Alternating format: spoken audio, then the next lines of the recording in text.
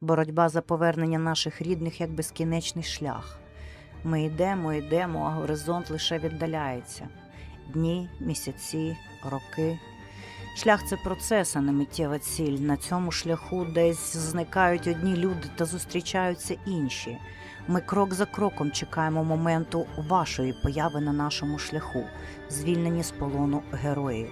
Бо ми йдемо до вас. Нам конче необхідна ваша увага і ваша допомога. Подивіться, будь ласка, на світлини. Можливо, ви бачили цю людину в буцегарнях на Росії. Проєкт «Чекаю, шукаю, знайду». Ця медійна платформа шукає звільнених з російського полону та небайдужих людей. Щоб це відео якомога швидше дійшло до свого глядача, будь ласка, пошир, лайкни, прокоментуй і задонать героям сучасності на фронт. Купляй допомогу живим, щоб не купляти квіти мертвим. Давай врятуємо один одного. Низький уклін кожному.